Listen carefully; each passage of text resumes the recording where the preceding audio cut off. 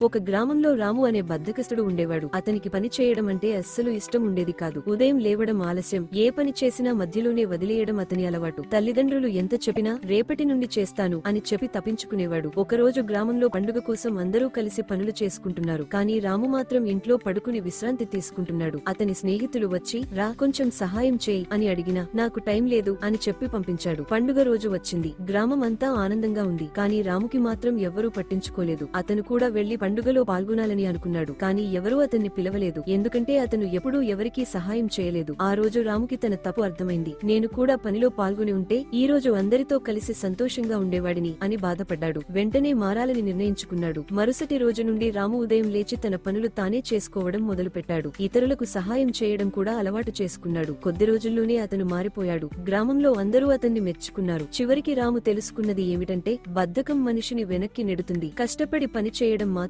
మనిషిని ముందుకు తీసుకెళ్తుంది. నీతి: బద్ధకం విజయానికి శత్రువు.